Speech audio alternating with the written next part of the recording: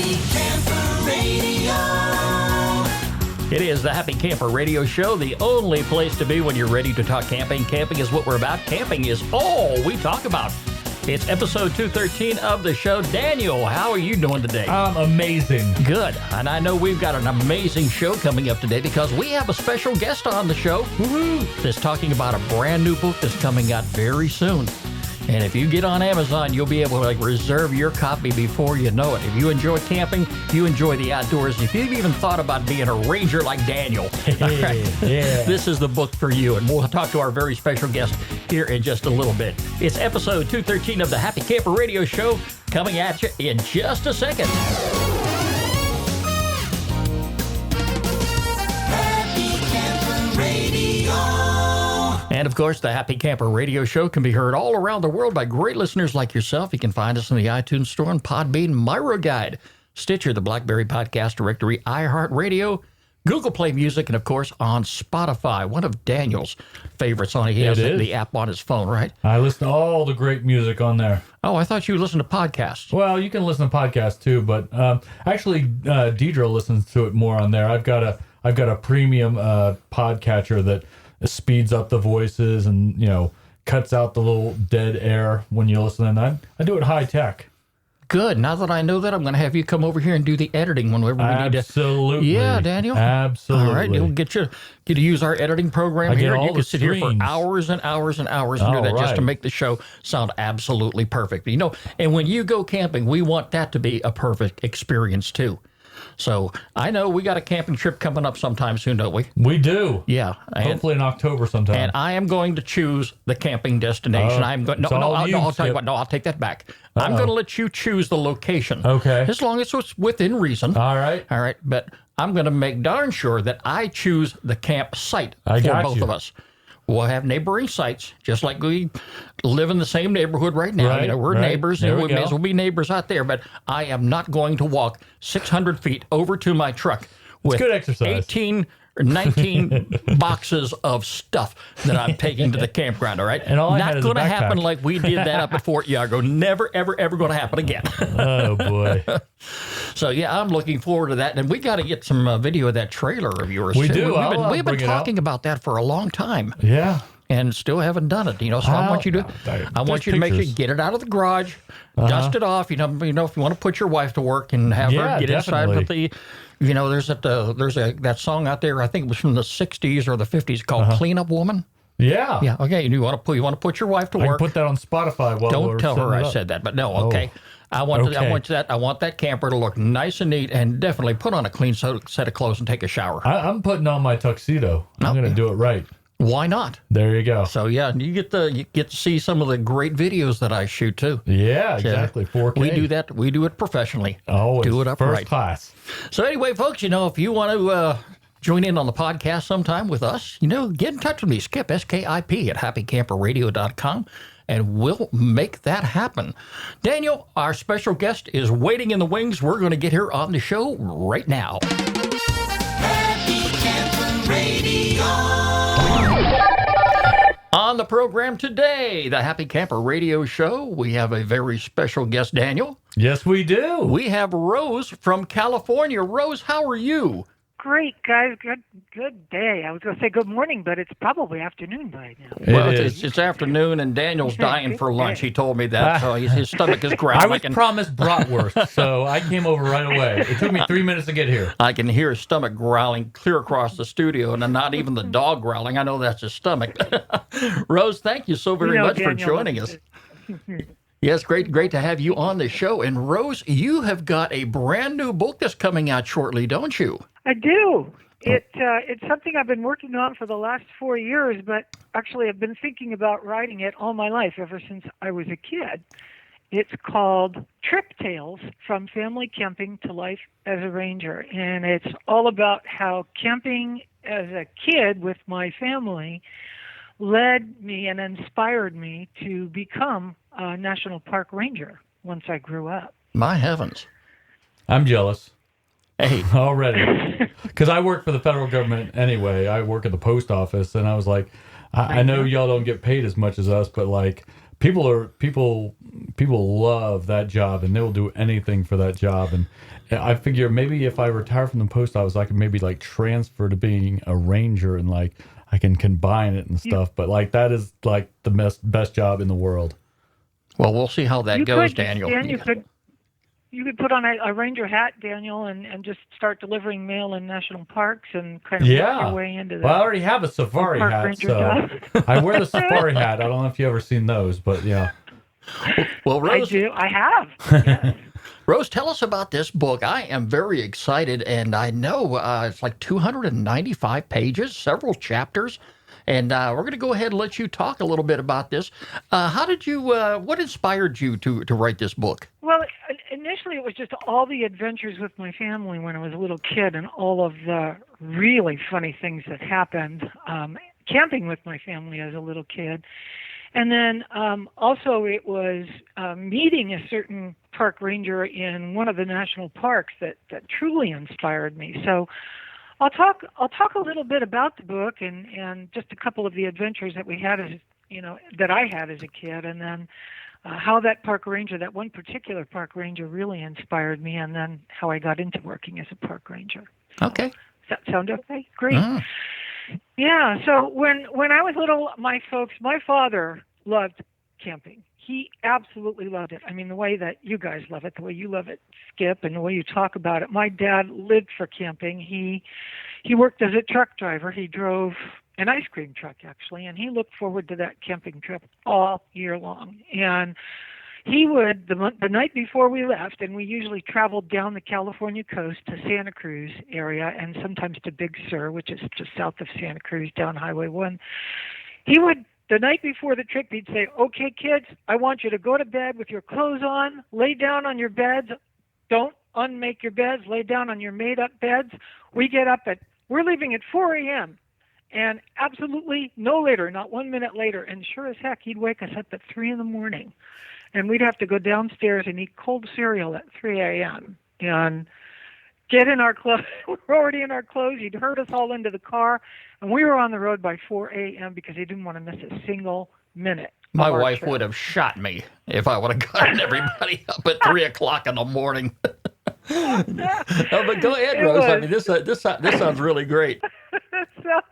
So we trundle on down in our tiny little teardrop trailer. He could only afford to rent a tiny little teardrop trailer. My dad didn't make a lot of money back then. This is back in the 1950s, 60s, and 70s that we went camping as a family. And Dad didn't make a lot of money, so he could only afford a tiny little teardrop trailer.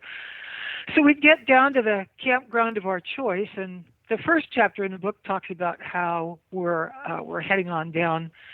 And he gets down to the campground and he gets everything all set up, and he sets up this tiny little teardrop trailer, but he forgets one very important aspect of it, and that is the support leg on the back end of the trailer. Back then they'd have these little teardrop trailers.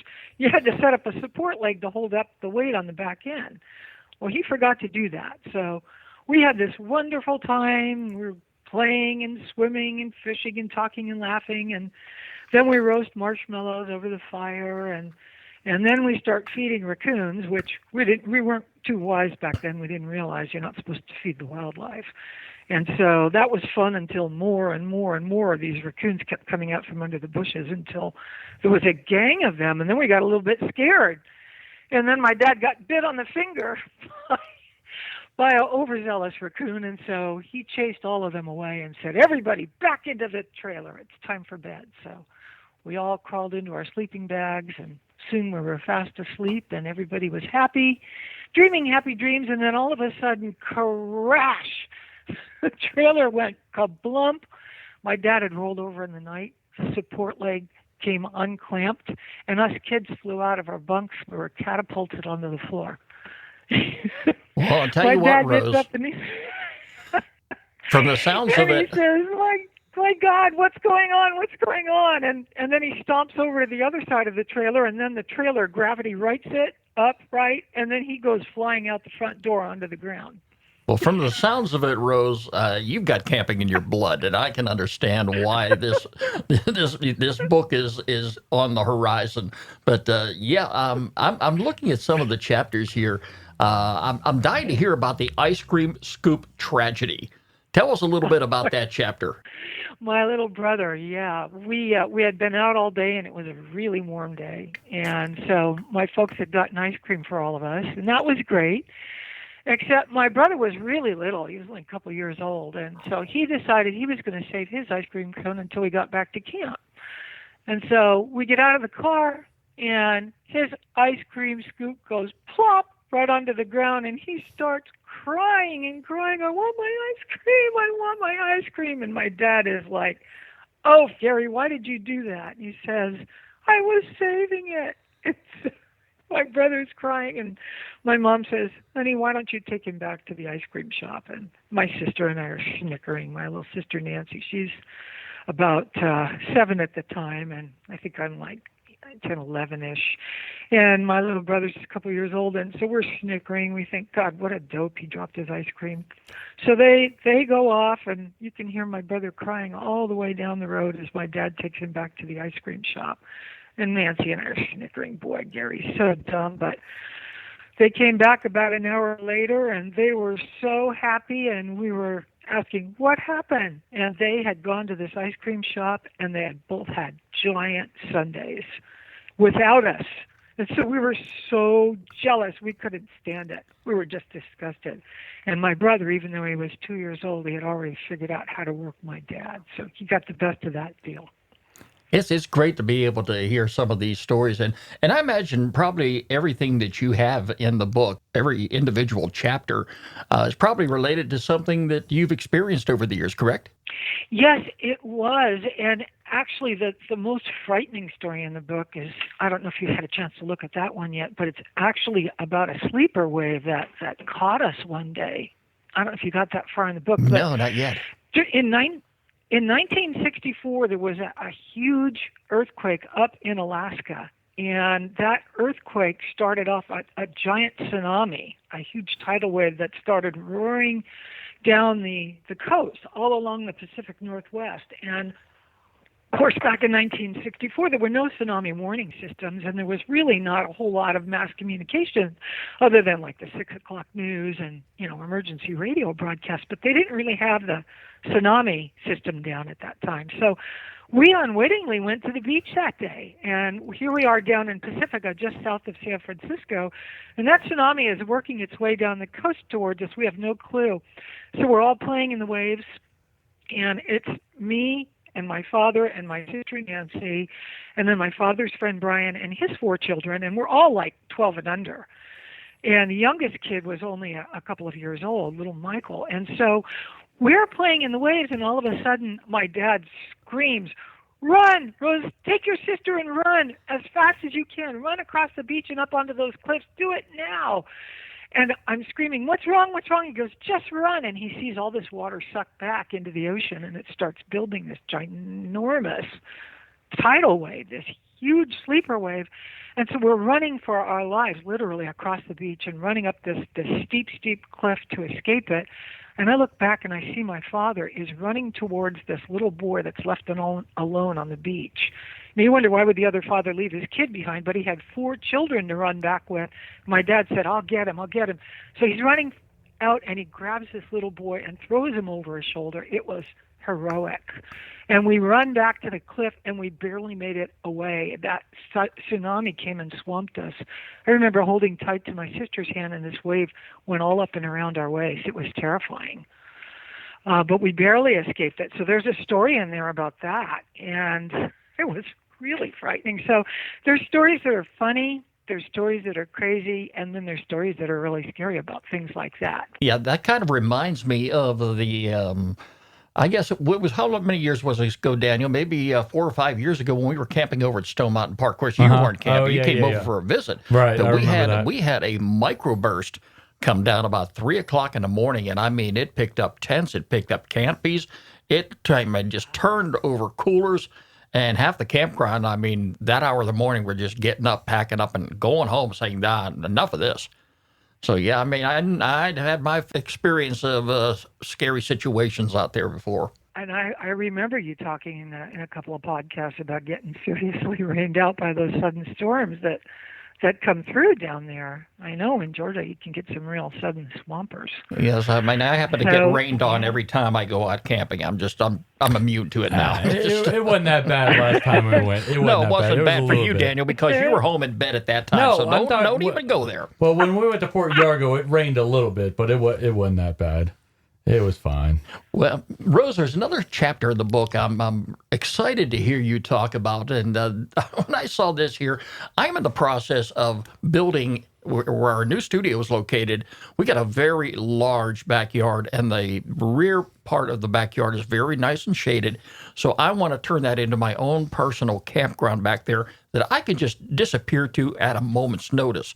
And I'm in the process of IDing a picnic table that I want to put back there.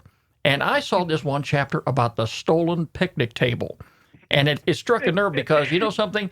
If my picnic table that I buy is expensive as what's going to be, if I find it disappeared, I'm going to look no further than Daniel's backyard. Oh, boy. Yeah. So, tell us about this Oh, my stolen God, picnic yeah. table. I'm really excited to hear about that in your book. That's my favorite story, Skip. It's great that you picked it. It's absolutely my favorite story in the whole book. That was by the time we got to picnic grounds when we were kids, it was often very late because we'd go on Sunday, but of course we had to go to church first, and we always went to the noon service. And by the time we got done with that, we got out to any picnic areas. Well, by then all the picnic tables were long gone. People had already occupied them, and my father got really tired of having to sit on a blanket on the ground. And he'd get really mad, and he'd say, his favorite thing to say was, "Damn it, Flora." Flora was my mother's name. He'd say, "Damn it, Flora, how come we always have to sit on the ground? And why don't we ever get a picnic table? We can never leave the house on time." So he got the idea of buying his own picnic table. And he put it into the back of his pickup truck and proudly loaded all of us up and drove us down to a beach, a beautiful beach about half an hour south of San Francisco called San Gregorio. And it's this beautiful bluff that sits up above the ocean, and you can look way down the beach, way far to the south, way far to the north. It's just gorgeous there, green grass and trees and meadow and marshland. And my dad loved that place. So he drags out this picnic table and takes it up onto this bluff, and we're sitting down, we're having lunch, and it's just wonderful, although I'm starting to feel a little bit self-conscious because everybody's looking at us. Everybody. They're all looking at us, and they are coveting that picnic table. They want to sit at it, and they're not quite sure where it came from because not everybody saw my dad unload it. A lot more people are coming into the picnic area. And pretty soon we finished our lunch, and now it's time to go down to the beach and have fun, except for one problem. Everybody's lining up to use this picnic table. They all want to get up there on that hill and use that picnic table. And they're starting to rush towards it, trying to beat each other up the hill to get to this table. And one guy says, "Hey, buddy," to my father, he goes, "Give up the picnic table. You've already had your lunch. You want to go down on the beach, and now you want to keep that table to yourselves? Give it up." And my dad said, "We're not giving it up. This is our table." And the guy says, "No, it's not. It's a public beach. Give it up." And so now my dad's in the dangerous situation of having to defend his picnic table, and he doesn't know what to do. And it starts to get ugly. People are starting to run up the hill, and now a crowd is gathering. And my dad gets into a shouting match with this other guy, and finally my dad just grabs everything, throws it back into the truck, and starts to leave, except for one more problem. Somebody called the park ranger. So now the park ranger roars into the parking lot, looks at my dad. My dad's got this picnic table in the back of the truck, and the ranger starts to flag him down because he's going to write him a ticket for stealing a picnic table.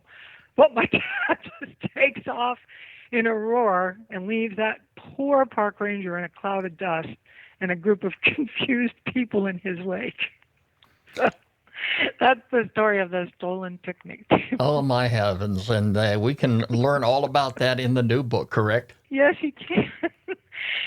Well- But all of these crazy stories eventually led me to become a park ranger because one day we were camping in Olympic National Park up in Washington, up in northern Washington, this beautiful park out in the rainforest, this place called Olympic National Park and the Hoh Valley Rainforest. And there was this park ranger that worked there, and he was amazing. I mean, people followed him around in droves. He was just magnetic. People hung on every word he said. And we started to follow him, and I could see why people were just drawn to him. It was because he absolutely loved what he did. He loved being a park ranger. He loved interacting with people, and he just mesmerized them with the stories that he told about the rainforest and how it came to be and what an amazing, fragile ecosystem it was, and how it was all of our job to protect our world, our Earth, our beautiful planet. And I was so mesmerized by it. That was like a transformational moment for me. And that was when I realized I was probably about 16 years old then. And I realized that was when I wanted to become a park ranger. And I just knew it. I knew it at that point in time. Well, one thing about being a park ranger, you're out there with the public, you're out there with campers, you're out there with the wilderness. Daniel, that's probably an ideal job for you. Yeah. Oh yeah. You're not quite retired like us. Yeah, I'm not. But not to stomp on your parade, but like when we went to Mammoth Caves, we had a park ranger, because I don't know if you've ever been to Mammoth Caves, it's in Kentucky, but we would have to get on buses to go to certain parts of the caves to go through. Mm-hmm. And there was this one park ranger. He was he reminded me of like a military drill instructor, and he was just so, I don't know, like you said, the one you met, he was so charismatic and he's so like knowledgeable, and I was just awestruck by how like knowledgeable he was, funny he was. Like he would make the kids be quiet when we were on the bus. It was like he could do no wrong. So this is what I'm imagining when I hear you tell these stories about this park ranger that really inspired you, because they're out there and they are very inspiring. Yeah, it's an amazing job, and it can be really difficult at times. And sometimes, like the sing-along I talk about towards the end of the book, I went to work first at Marin Headlands at Golden Gate National Recreation Area, and that was an amazing generalist job. And then I went on to work at Mount Rainier National Park in Washington, and a lot of really funny things happened there. But one of the funniest stories was the sing-along. I don't sing. I cannot sing worth beans, and yet I was told I had to give a sing-along. And I didn't want to. I tried to talk my roommates, my fellow rangers, into doing it for me, but they were like, nope, Rose, you're just going to have to deal with it. This is your program. You got to do it. We all have to do it. I said, well, no problem for the rest of you. You girls can all sing, but I can't. And they said, well, you're just going to have to manage. So I open up there's this big, beautiful community log cabin. It's this giant room. And I thought, well, maybe nobody will come. And then I can just sneak away. But I opened up the doors and people poured in. There must have been 300, 400 people poured in, and they're all looking at me expectantly. And I think, this is the moment I make a total fool of myself. I was so terrified. So I said, all right, folks. I handed out copies of songs. I picked just, common American folk songs, and I handed them out. And I said, you're just going to have to help me. I'll sing the first few notes, and then you're going to have to drown me out. Otherwise, you're all going to suffer. And so they did. They did. They drowned me out. They sang really well.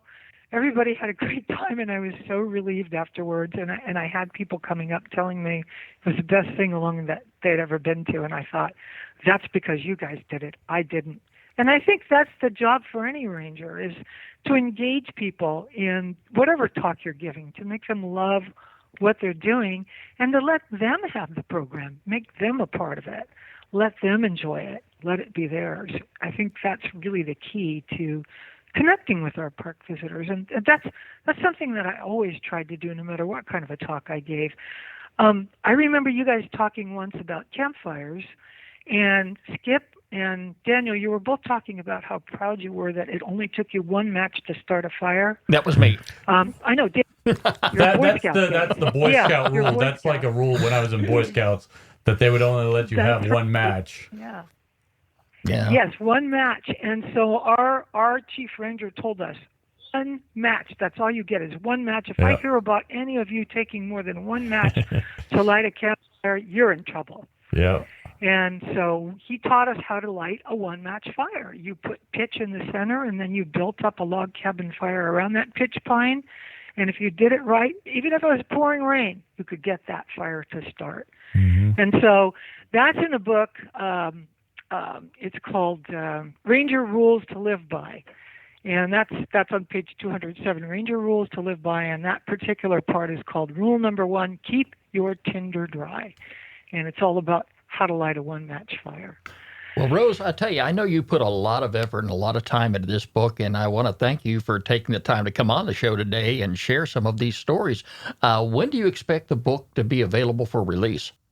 Well, thanks for asking, Skip. Yeah, the book is in the final stages of being proofread and being finished, and it should be coming up on Amazon in just a few weeks. And again, the name of the book is Trip Tales from Family Camping to Life as a Ranger. And I don't know what time or when exactly when, but it will be out in a few weeks. And so people will be able to buy it right off of Amazon Kindle, and it will also come out as a print paperback as well. Probably that will be a little bit later this summer, late July, early August, but the book should come on Amazon in a few weeks. So it'll be out there really soon. Yeah, well, I'm sure many of our listeners who are campers themselves can probably relate to some of these stories here, and it's probably going to be a book that they would love to have. So definitely, if you get onto Amazon in the next couple of weeks, keep an eye out for it. It's Trip Tales from Family Camping to Life as a Ranger by Rose McHenry. Rose, I want to take this opportunity to thank you so much for joining Daniel and I on the show today. Thank you both.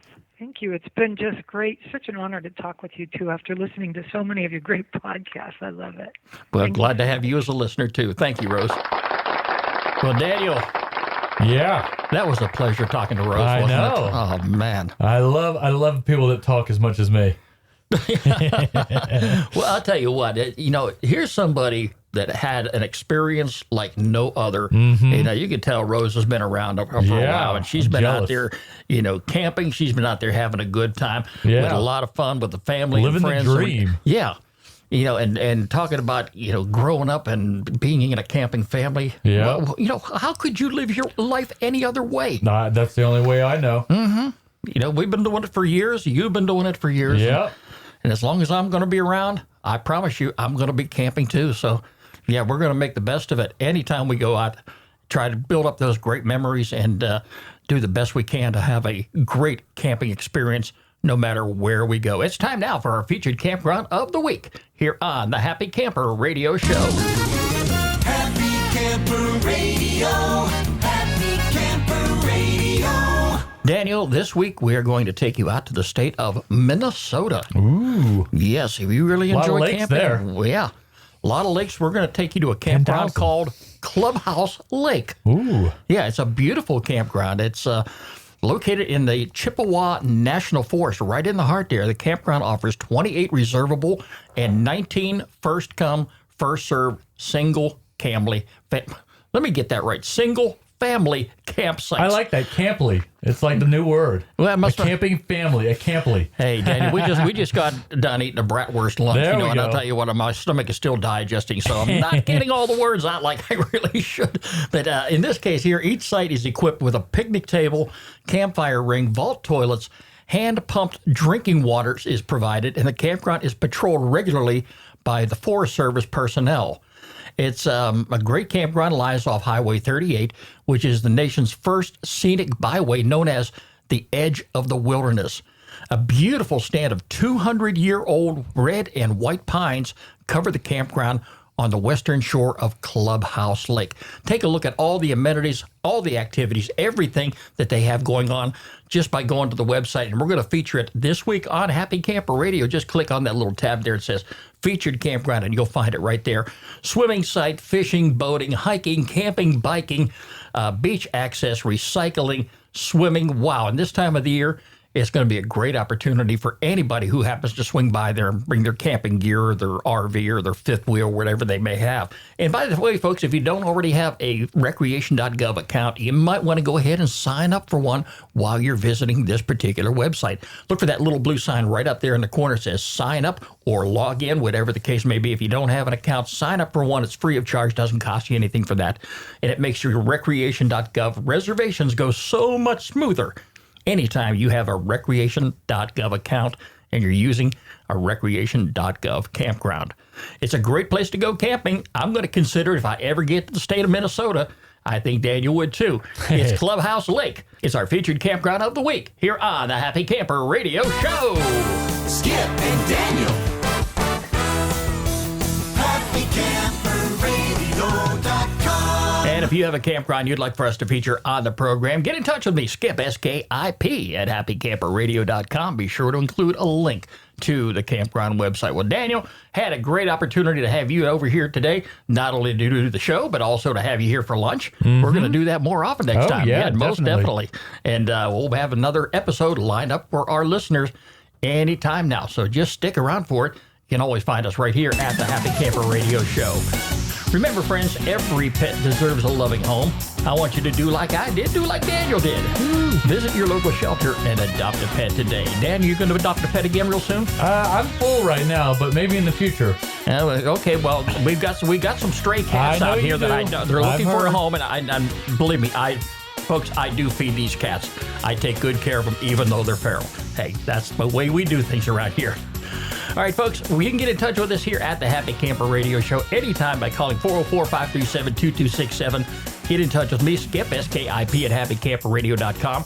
Always on the web, 24 hours a day, 7 days a week at www.happycamperradio.com. The Happy Camper Radio Show is a presentation of Skip Huber Productions. I'm Skip. I am a happy camper. So is Daniel. Talk to you again real soon.